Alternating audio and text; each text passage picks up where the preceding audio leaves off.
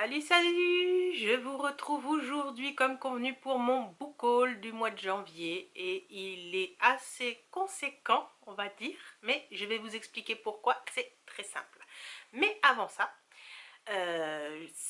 je vous demande juste, si vous n'êtes pas abonné, de vous abonner à ma chaîne, s'il vous plaît, de mettre un pouce si ma vidéo elle vous plaira, ça j'en suis sûre, donc si elle vous plaît, mettez un petit pouce et abonnez-vous aux notifications, comme ça à chaque fois que je ferai une vidéo, eh bien vous serez les premiers informés. Voilà, c'est tout simple. Alors, revenons donc sur mon book haul. Je vous explique. En temps normal, j'avais été raisonnable. J'ai été raisonnable. Mais j'ai des services presse. J'ai participé au mois de décembre à des calendriers de l'Avent, vous savez, beaucoup de concours sur Facebook, sur Instagram. Et généralement, je gagnais jamais. Et là, j'ai gagné. Donc, je suis contente. Mais forcément, la pile à lire a considérablement augmenté. Regardez, je m'arrête là, mais elle est assez haute. Voilà, donc j'ai des services presse, j'ai des concours de gagner, je vous en parle, et j'ai quand même craqué sur des nouveautés hein, du mois de janvier, faut pas se leurrer, et quelques livres d'occasion. Donc je vais d'abord vous parler des services presse, ça va être relativement rapide. Donc, on a les éditions Pygmalion qui m'ont proposé la suite de l'éducation meurtrière de Naomi Novik qui s'appelle Promotion funeste. Voilà. Donc, je vais vous lire le résumé. Donc, à la Scholomance, elle, Orion et leurs camarades sont enfin en terminale, année sur laquelle plane le spectre de la remise des diplômes. Rite de passage mortel au sens propre. Elle est déterminée, ses amis et elle survivront. Pourtant, ce but paraît de plus en plus difficile à atteindre à mesure que la violence de l'école s'intensifie. Excusez-moi, j'ai un petit peu de mal parce que c'est assez sombre au niveau de la couverture. Donc, jusqu'à ce qu'elle se rende compte que parfois, pour gagner la partie, il faut changer les règles du jeu. Donc voilà, j'avais bien aimé le tome 1, bien qu'à des moments j'avais un peu de mal au niveau, parce qu'il n'y avait pas de description au niveau monstruosité, tout ça, ce qu'il y avait dans le livre. Donc j'avais quand même hâte de savoir la suite. Et donc je vais pouvoir me pencher dessus. Ensuite, toujours en service presse et toujours aux éditions Pygmalion, j'ai eu La Lune tueuse de N.K.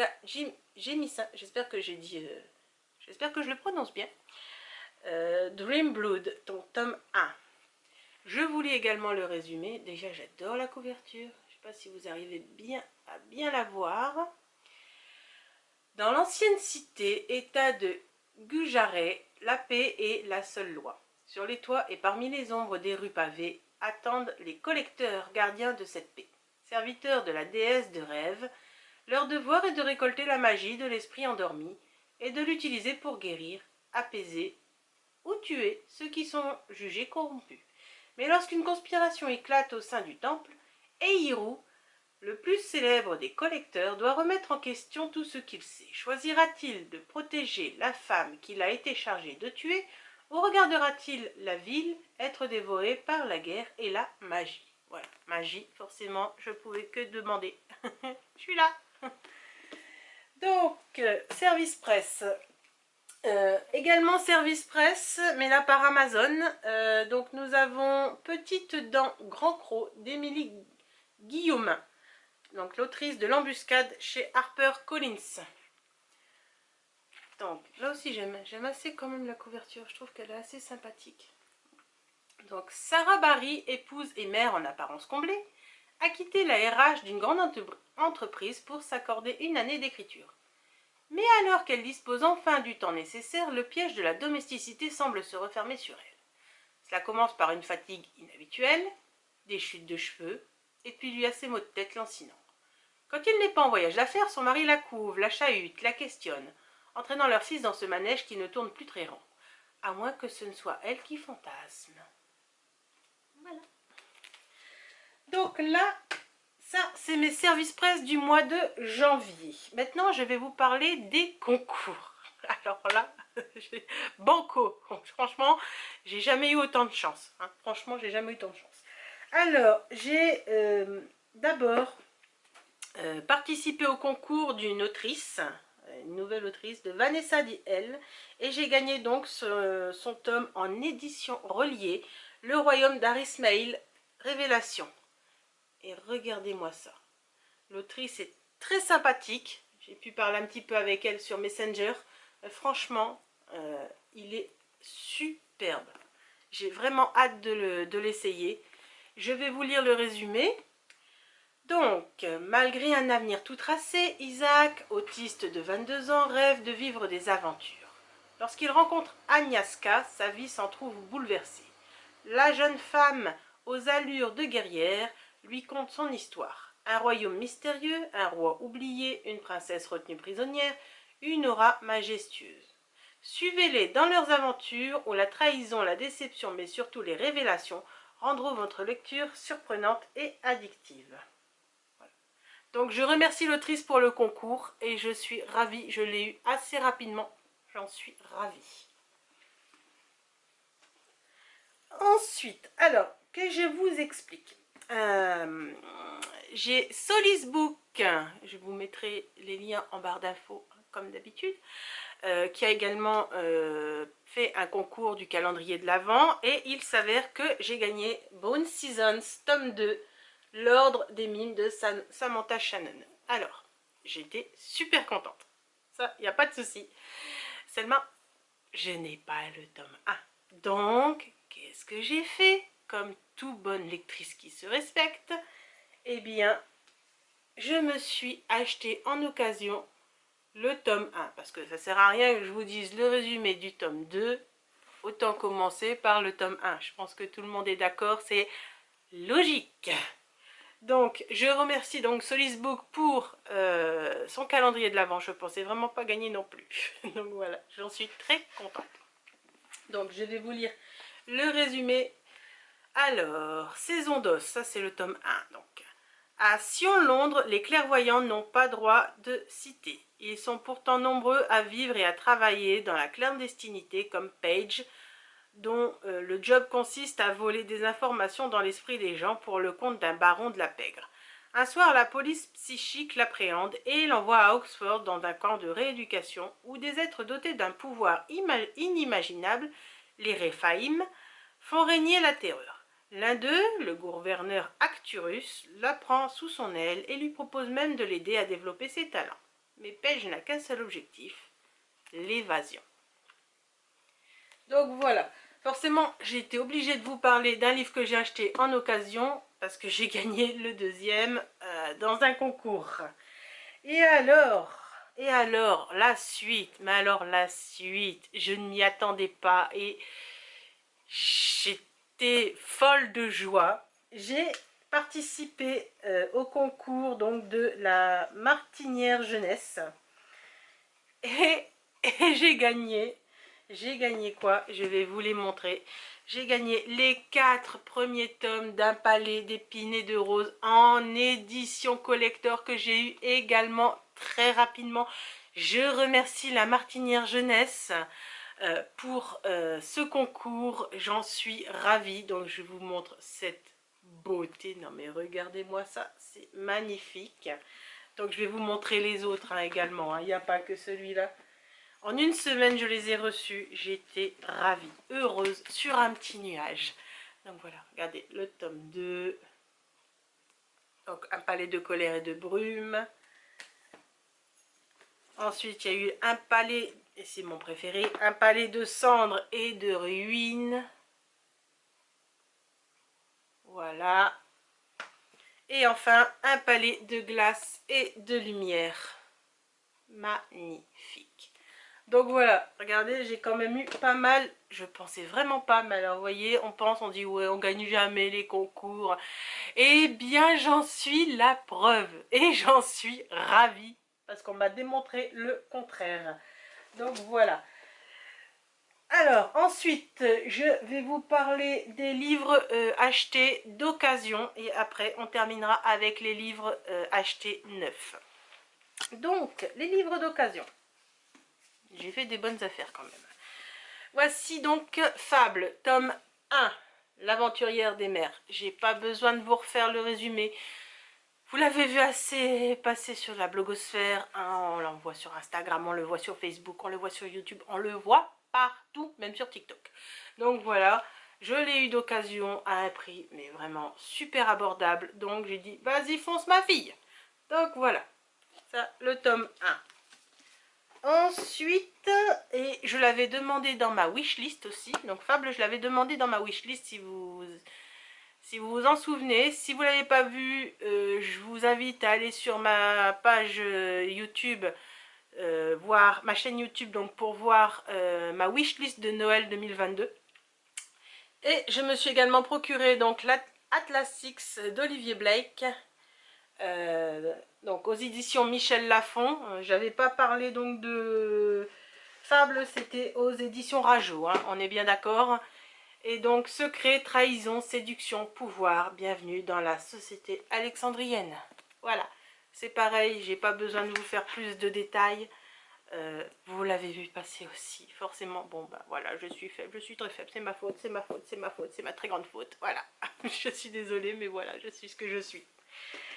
Voilà, donc ensuite j'ai craqué pour Octavia et le Tribut des Dieux, qui est un tome 1 de... Oh, j'ai du mal à voir l'auteur. Bleuen Guillou, aux éditions Hachette Roman. Voilà, je vous montre déjà la couverture qui est sublime, voilà, c'est sûr. Par contre, on a du mal à lire le résumé, donc je vais essayer, je vais faire de mon mieux sans bafouiller, excusez-moi d'avance, hein. Donc, qu'ils renaissent de mes mensonges. Dans ce monde où les magiciens sont éludés par les dieux, on croit ces derniers immortels, il n'en est rien. Tous les 100 ans, chaque dieu choisit l'héritier qui prendra sa place. Une lutte intestine oppose ceux qui ambitionnent l'immortalité et ceux qui la proscrivent. Loin de ce combat, Octavia fait sa rentrée à l'Académie de magie. Avec une seule idée en tête, trouver un moyen de ressusciter sa famille morte dans l'incendie qui a détruit leur maison. Et pour cela, elle est prête à tout, y compris à passer un pacte avec le dieu Maya du sacrifice humain et de la guerre. Enfermée dans sa souffrance et obsédée par sa quête, multipliant les mensonges, Octavia ignore les véritables intentions du dieu et les enjeux qui la dépassent. Forcément, je pouvais que m'intéresser à ce livre. Si vous commencez à voir mes vidéos, vous vous rendez compte un petit peu du style que je lis en ce moment. C'est une période comme ça, on va dire. Donc, bon, pourquoi pas. Forcément, je devais l'acheter. Ensuite, j'ai craqué pour Celle qui reste de Samuel Barbier aux éditions Hugo Roman. Voilà. Donc, je vous lis le résumé. Celle qui reste est une histoire de sœurs, de femmes, de liens si puissants que les rompre bouleverse tout.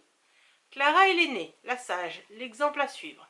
Celle qui fait tout comme il se doit, quitte à grincer des dents en se forçant à sourire. Constante est la cadette, si discrète qu'on en oublie qu'elle existe, jusqu'à ce qu'elle décide de cesser d'exister en se jetant du haut d'un pont. Lucie est la Benjamine, celle qui rit trop fort, parle trop fort, vit trop fort parce qu'elle a peur qu'on l'oublie. Mais il y a aussi Marielle, qui elle n'a ni sœur ni frère ni enfant, tout juste un vieux chien obèse.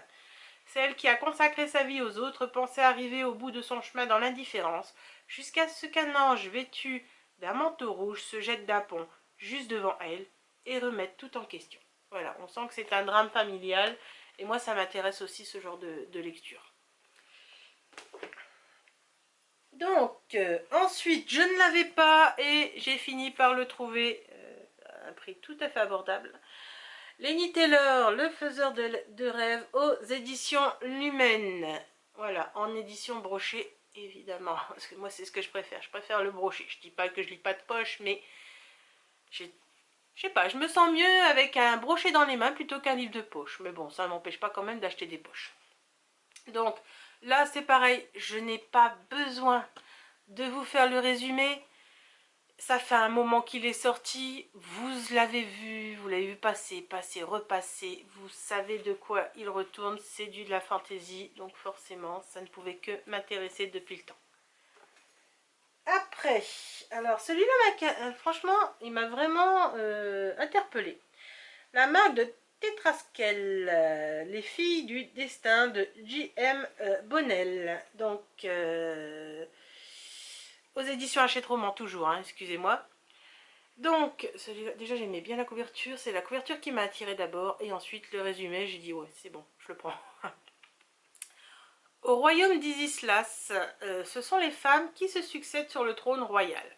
La marque de Tetraskel les protège, jusqu'à la 21e génération, car la prophétie annonce qu'alors destruction, malheur et désolation s'abattront sur le royaume.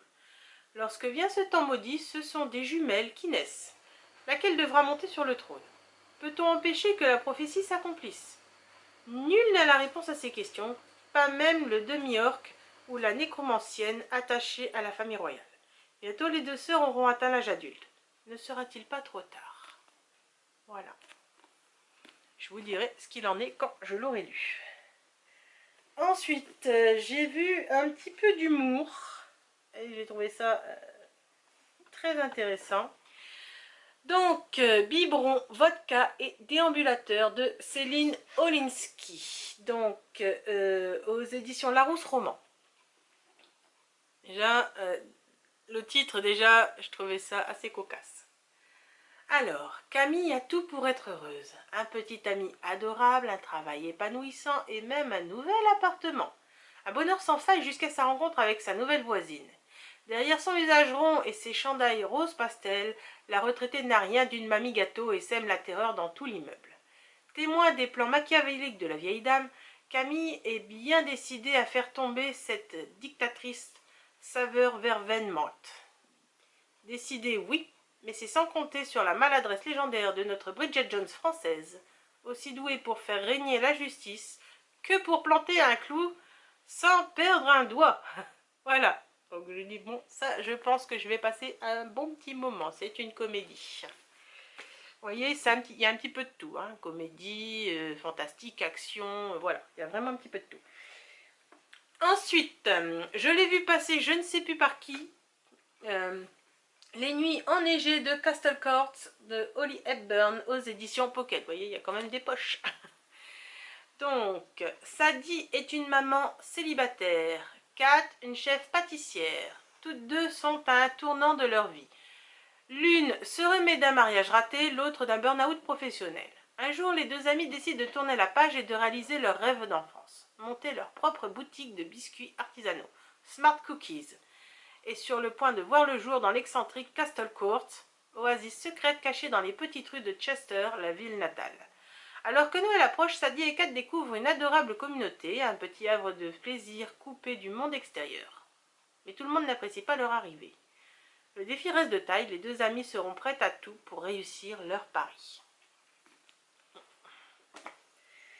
Ensuite, ça fait un moment qu'il est sorti et bon, je l'ai vu, il faisait quoi, 2 €, j'ai dit allez hop. Le Crocus jaune de Laïla Ibrahim aux éditions Pocket. Donc ça c'est plus un drame si je me réfère quand même au résumé. Donc, et à la ségrégation évidemment. À sa naissance, Lisbeth est confiée à Matty, une esclave qui se voit contrainte de se séparer de son propre bébé pour devenir la nourrice de l'enfant.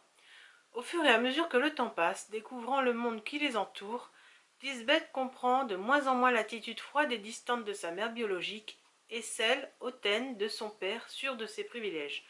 En grandissant, elle va développer avec Matty une relation très intense qui va influencer toute leur vie.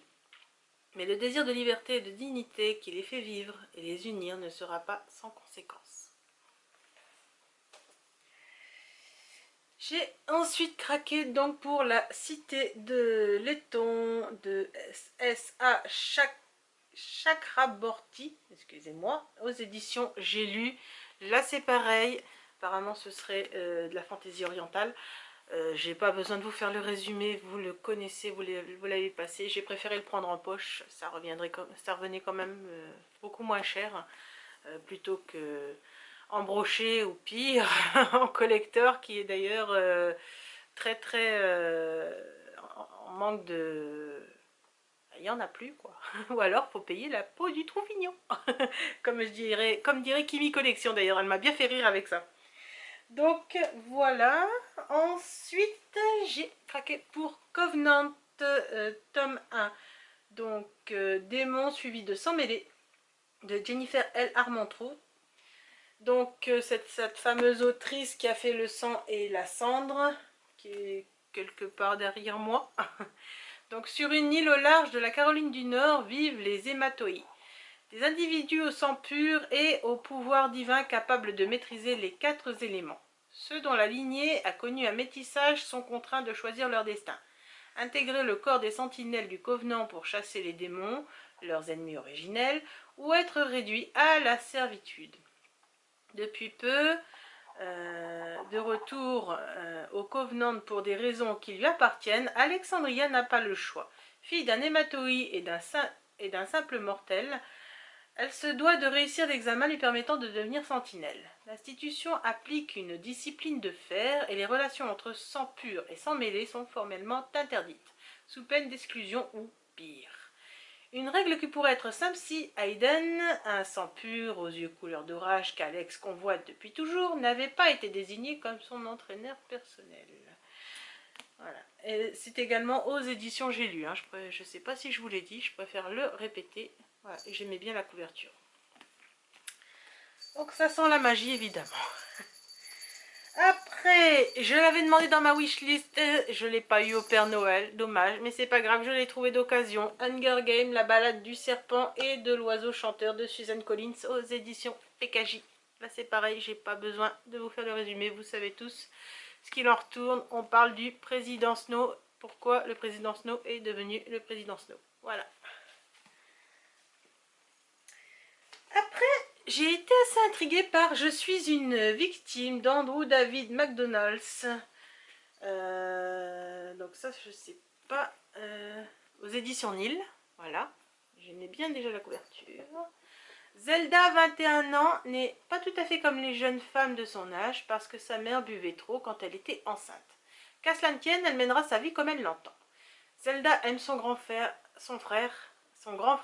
Gert, son amoureux, Marxy, son nouveau travail à la bibliothèque, faire des listes et surtout, elle voue un culte immodéré aux vikings.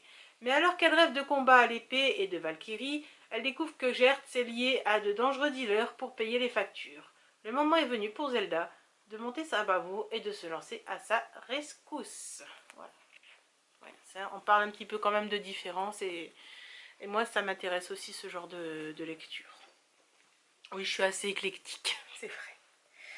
Après, je suis tombée sur Fandom. Aucune histoire ne mérite qu'on meure pour elle aux éditions PKJ de Anna Day. Alors, déjà j'aimais bien la couverture. Voilà, donc c'est toujours de l'occasion. Hein. Donc, imaginez que vous puissiez vous glisser dans la peau de votre héroïne préférée, Katniss par exemple. Le rêve, non? Ah bah oui, ça quand même. Hein. Enfin, du moins jusqu'à ce que vous vous rendiez compte que vous êtes incapable de tirer à l'arc ou de grimper aux arbres. Et que vous n'avez pas la moindre instinct de survie. Ah, ouais, ça c'est sûr.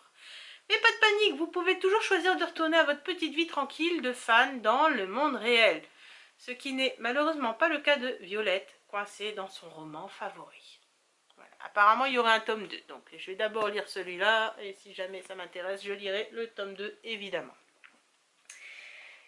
Voilà. Ensuite, vous l'avez vu passer aussi, j'ai craqué pour La couleur du mensonge de Erin Beatty, des éditions Lumen, en occasion. Là, c'est pareil, je ne vais pas vous faire le résumé. Hein, vous savez ce qui se passe, c'est une trilogie. Je commanderai, pour le mois de février, je commanderai probablement le tome 2 et le tome 3 si je les trouve d'occasion. Voilà. On passe aux achats neufs. Ah non, ah, excusez-moi, il y en a un qui n'est pas neuf du tout. Voilà, c'est Les eaux des filles de Lynn Papin. Donc un condensé de finesse, d'intelligence et de sensibilité d'après l'Express au livre de poche. Donc il n'est pas très gros, vous voyez. je n'ai pas payé très cher. Nous finissons tous ainsi, après tout, et c'est doux. C'est doux parce que c'est commun. Il y aura eu bien des injustices, bien des secousses, bien des dangers. Il y aura eu des joies, des rires, des peurs, des amours, des haines, des ressentiments, des passions. Il y aura eu des accidents, des voyages, des crises, des maladies. Nous aurons été chacun à notre manière déformés par la vie. Il restera les os, des humains. Ce que nous avons été au minimum, ce que nous avons tenté d'être au maximum. C'est l'histoire de 3 femmes, Ba, sa fille et sa petite-fille, l'auteure elle-même. Une histoire qui commence dans les années 1960, pendant la Seconde Guerre d'Indochine, dans un village vietnamien, sous les bombes. Ces 3 générations de femmes traverseront 3 combats, celui de la guerre, celui de l'exil et celui de la maladie. Voilà, forcément, il m'intriguait. Maintenant, on passe au niveau des 9. J'ai mon chéri qui m'a offert, forcément, les failles, la magie, le fantasy, le fantastique, voilà. Donc, un pacte avec le roi elfe aux éditions Big Bang de Elise Kova. Je l'avais déjà mis dans ma liste d'envie du mois de décembre pour le mois de janvier. Ben voilà, je le souhaite, il me l'a offert. Donc, merci mon chéri. Et j'adore la couverture. Alors ensuite, là c'est pareil, je suis tombée sur la sortie poche de Serpentine Dove de Shelby Mahurin aux éditions J'ai lu. Là c'est pareil, je trouvais que c'était plus intéressant de l'acheter en poche qu'en brochet. Là, je ne vais pas vous faire l'affront également, vous savez très bien de quoi il en retourne, hein. Vous le voyez passer, je pense même que vous en avez marre de le voir passer. J'ai également craqué donc pour Tant que le café est encore chaud de Toshikazu Kawaguchi aux éditions Le Livre de Poche. Vous en avez vu passer je pense, mais je vais quand même vous le lire celui-là parce qu'on l'a moins vu que les autres, hein. Dans une ruelle de Tokyo se trouve le café Funikula, un petit établissement au sujet duquel circulent 1000 légendes. On raconte notamment qu'en y dégustant un délicieux café, on peut retourner dans le passé. Mais ce voyage comporte des règles. Il ne peut pas changer le présent et dure seulement le temps que le café est encore chaud. 4 femmes vont connaître cette singulière expérience. Voilà. Moi, ça peut être intéressant. Ensuite, je le voulais, je l'attendais, je l'ai acheté. Holy Black, le livre de la nuit, chez De Saxus. Je sais, c'est pas faute, c'est pas faute, c'est pas très grande faute. Voilà. Je suis comme beaucoup d'entre vous. Voilà, j'ai craqué. Et évidemment en version collector. Regardez-moi cette merveille. Voilà, absolument, je ne pouvais pas passer à côté. C'était pas possible. Non, non, non. Voilà. Je ne vais pas vous lire le résumé non plus. Vous savez, vous l'avez vu, forcément. Sinon, c'est une perte de temps pour vous et pour moi. Également, de lune et de sang de Erin Beatty, donc celle qui a fait La couleur du mensonge, hein, que vous avez vu en occasion. Et bien forcément, je l'ai acheté aussi, donc chez Lumen. Et là aussi, vous connaissez le résumé, je ne vais pas vous le lire, ça sert à rien, franchement. Hein. Ou si vous ne l'avez pas lu, ben, allez voir sur internet, tout le monde en parle. Alors, ensuite, alors celui-là, je l'attendais quand je l'ai vu, j'ai dit, oh, aïe, aïe, aïe, je t'attends, je t'attends, je t'attends. 1000 battements de cœur de Kira Cast, l'autrice qui a fait la sélection, que j'ai kiffé, surkiffé, surkiffé. J'ai adoré. Et d'ailleurs, j'ai également la fiancée, l'amoureuse, voilà. C'est une excellente autrice et donc je ne pouvais que me procurer son nouveau roman qui est sorti ce mois de janvier. Tout les sépare et les oppose, mais comment résister à l'écho entêtant de 1000 battements de cœur? La princesse Annika a vécu sa vie entière dans le confort et le luxe, mais elle n'est pas maîtresse de sa destinée. Le roi son père a prévu de la marier à un homme qu'elle n'aime pas. Pas cool. Non, pas cool. À des milliers de kilomètres là, Lennox mène une existence rude. Il a voué sa vie à l'armée d'Arénienne, animé par l'espoir de parvenir un jour à récupérer le trône qui a été volé aux siens. Mais quand, contre toute attente, l'amour vient frapper à leur porte, Annika et Lennox ne peuvent que suivre son appel. Voilà.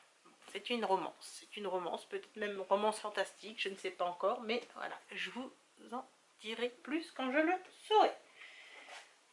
Ensuite, étant donné que j'avais le 1, j'ai dit, oula, il me faut le 2. Donc, Les Royaumes Immobiles, tome 2, Le règne des chimères de Ariel Holtz, chez Slalom. Le tome 1, c'est La princesse sans visage. Et comme le tome 1, je trouve que la couverture est vraiment magnifique. Voilà. Donc, remonter à l'origine des royaumes des Faces. Un mois s'est écoulé depuis... Bon, je vais pas vous lire les résumés, stop, parce que moi je veux pas en savoir plus non plus, vous voyez, je suis comme vous. Hein. Si vous voulez savoir, lisez le résumé du tome 1, donc La princesse sans visage. Je vais pas aller plus loin. Sinon c'est du spoil. Et dimanche dernier, donc on était le 29 janvier, j'ai participé à le salon du livre de ma ville à Annelin. Oui, j'habite à Annelin, dans le nord de la France. Et j'ai papoté avec une autrice qui m'a assez séduite. Donc c'est Adeline Dias, avec Esprit Infini, tome 1, Perception, chez les éditions Rebelles. Voilà, donc j'ai bien papoté avec elle, je la trouve super sympathique, elle m'a même mis un petit marque-page, c'est très gentil, et forcément elle m'a dédicacé son roman. Pour 4 books, et vous, quelle est votre capacité psychique extraordinaire? Je vais réfléchir à la question. Voilà. Et si certains d'entre nous étaient dotés de capacités psychiques hors normes, capables de lire dans l'esprit des autres, de ressentir leurs émotions, ou encore de manipuler le feu, les psys vivent cachés pour se protéger. Lorsque Lou rencontre Antoine, elle sent une part d'ombre en lui qui l'attire et l'effraie tout à la fois. Elle ne le sait pas encore, mais il va l'entraîner dans son monde, celui des psys. Voilà. Et je me suis dit, soyons raisonnables au salon du livre, mais je suis tombée sur un livre que je voulais et que je ne trouve nulle part en stock. Et il était là, donc là, j'ai pas pu, je me suis jetée dessus, je suis désolée, mais voilà. C'est La Duchesse de Buckingham, je vais y arriver, de Shannon Malka aux éditions Hurlevent, qui est indisponible dans bon nombre de librairies, et même sur internet. Donc, à part chez les éditions Hurlevent, mais bon, moi, au niveau frais de port, ça revient trop cher, sinon. Donc, là, c'est pareil, vous l'avez vu passer, je vais pas vous en faire un résumé, ça sert à rien. Donc, mais bon, quand je l'ai vu, j'étais contente. J'étais contente, je pensais pas du tout. J'ai même eu un petit marque-page de la librairie qui était là, la librairie La Ruche aux Livres de Caroline. Donc voilà, j'ai été ravie de ce moment passé à ce salon du livre. Franchement, voilà. Donc voilà, en tout et pour tout, si je compte, il y a 35 livres, sachant qu'il y a quand même 5 livres gagnés dans des concours et 3 services presse. Donc dans l'ensemble, j'ai quand même été raisonnable, j'ai fait attention. Bon, à part peut-être celui-là, c'est peut-être... Enfin bon. Vous savez très bien, je pense, bon nombre d'entre vous savent ce que je ressens. Parce qu'on ressent quand on tombe sur un livre qu'on ne pensait pas mettre la main dessus parce qu'on ne le trouve pas. Forcément, il nous le faut. Voilà, donc c'est tout. C'est la fin de ce book haul qui est quand même conséquent. Donc comme je vous l'ai dit au début de la vidéo, n'hésitez pas à vous abonner pour soutenir ma chaîne. Mettez un pouce si... likez, hein, si la vidéo vous a plu. N'hésitez pas à venir échanger avec moi si certaines de mes acquisitions semblent vous intéresser. Moi je sais que je vais avoir des lectures communes à faire avec ma compagne de lecture Audrey, du coin d'Audrey. Je vous remettrai son petit lien en barre d'infos, hein, comme d'habitude. Et n'hésitez pas à venir échanger avec moi, hein, j'adore, et à venir sur mes pages Insta, TikTok et Facebook pour qu'on puisse échanger. J'adore échanger niveau lecture. Voilà. Je vous revois très bientôt pour un bilan lecture, hein, celui du mois de janvier, qui a été pas mal dans l'ensemble. C'était, ouais, franchement, j'ai lu un petit peu plus que d'habitude quand même. Voilà. Donc moi, je vous souhaite une bonne journée. Je vous dis à très bientôt. Ciao, ciao!